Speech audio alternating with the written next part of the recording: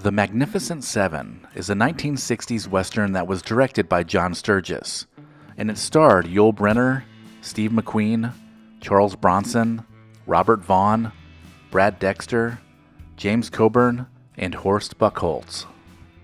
The movie is one of the most frequently shown Westerns on television, so the chances are if you didn't see it on the big screen back in the 60s, you've seen it on the small screen. There have even been remakes of The Magnificent Seven, but you probably didn't know that the original movie was actually a remake of a film that wasn't even a Western. It was a remake of a 1954 Japanese movie called Seven Samurai.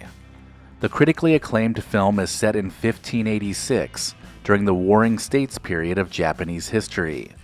It's about a village of farmers who hire 7 samurai to combat bandits that are planning to return and take all of their harvest. Hollywood took it upon itself to change the setting of the film to the Old West, and to make the bandits Mexican. Thus, The Magnificent Seven was created.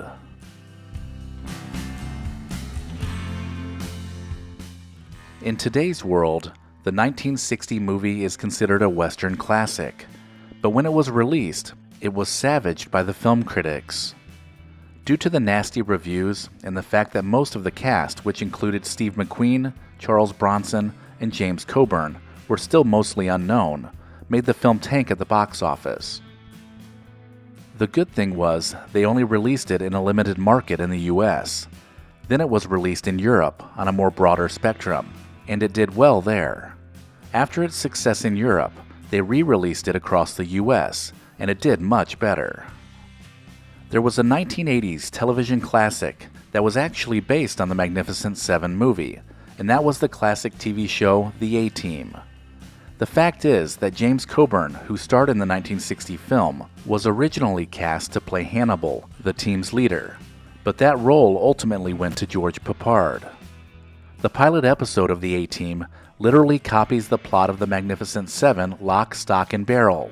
There, the team helps defend a group of farmers from a bunch of bikers, and during the A-Team's entire run, the creators of the show said it was just an updated version of the movie. They just changed it from cowboys to soldiers of fortune, and lowered the number of characters from 7 to 4.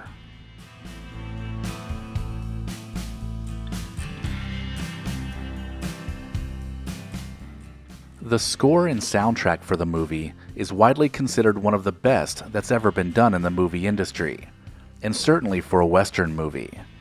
It was created by legendary composer Elmer Bernstein. Before the Denzel Washington version came out in 2016, there were already 3 sequels to the 1960 film. In 1966, there was Return of the Magnificent Seven. In 1969, there was Guns of the Magnificent Seven.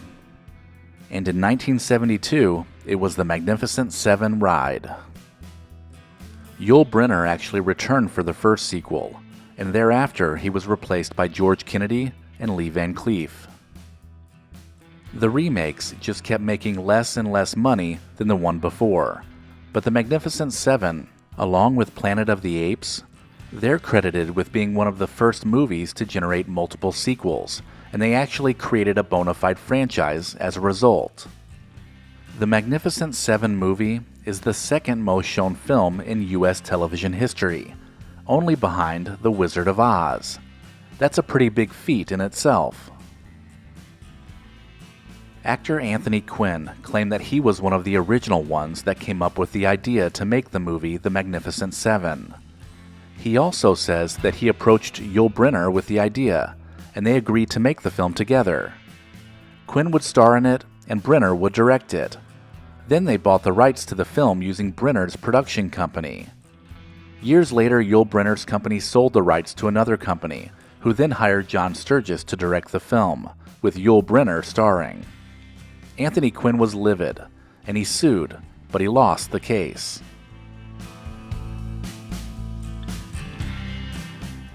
When Steve McQueen was offered the role in the film, he was currently starring in a television series called Wanted, Dead or Alive. Because of his contract, he needed to get approval from Dick Powell, who was in charge of CBS, and he refused to let him go. McQueen intentionally got into a car accident by running his studio-rented Cadillac into a Bank of Boston building. He then returned to LA with a neck brace, claiming that he had whiplash and he couldn't do any more filming for the TV show until he was better. It was really thought that he was faking it, but no one could prove it otherwise. Needless to say, Powell gave his approval to let McQueen get his way and do the Magnificent Seven. It may seem like Yul Brynner and Steve McQueen were best buddies on the show, but they actually hated each other, and it almost came to blows while they were making the movie. Yul Brynner was the biggest star in the cast, and he felt like he was constantly being deliberately upstaged by Steve McQueen. Brynner got so insecure about his co-star and this rising movie idol that he hired an assistant to actually count the lines of dialogue that McQueen had in the film. He would even build mounds of dirt for Brynner to stand on in the scenes to make him look taller on the set than Steve McQueen. Steve McQueen would knock over the mounds of dirt with his cowboy boots, and they nearly started swinging over this. What's odd about this is Yul Brynner actually had a major role in the casting decisions, and he pushed for Steve McQueen to be cast as Vin Tanner. John Sturges faced a major problem when he was doing the filming. The actual screenplay mentioned which of the seven died, but it didn't list what order they died in. So without that being clear, Sturges came up with the idea to kill off the dying members in the order that they were cast. But Robert Vaughn lobbied against dying first, so Sturges came up with a new solution. The final death sequence would appear in the film as follows. Harry Luck's Dexter is shot while riding back into town to join the seven, who were holed up in the cantina. Lee, played by Vaughn, is shot after killing 3 bandits that were holding several villagers prisoner in a farmhouse. Britt, played by Coburn, is shot in the chest as he prepares to throw his knife. And O'Reilly, played by Bronson, is wounded several times before this, but finally dies after being shot in the stomach while trying to push some children to safety. It's kind of funny to think that James Coburn only has 11 lines in the movie, and Robert Vaughn, one of the main characters in the screenplay, only has 16 lines. These two were close friends for almost 50 years, and this is their only film that they worked on together. The film was shot by cinematographer Charles Lang, and he used a 35mm anamorphic format using Panavision lenses.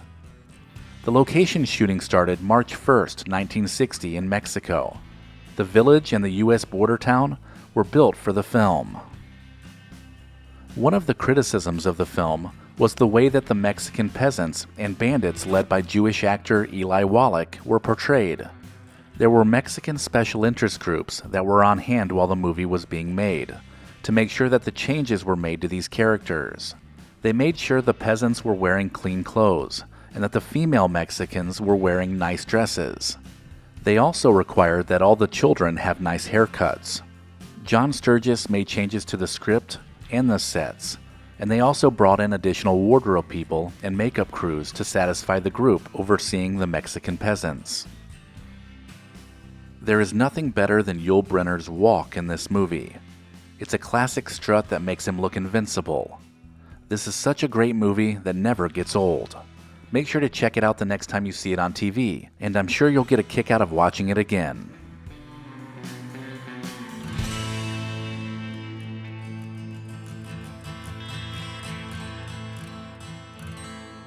If you enjoyed this video, check out the description for links that help support the channel. And as always, thank you so much for watching.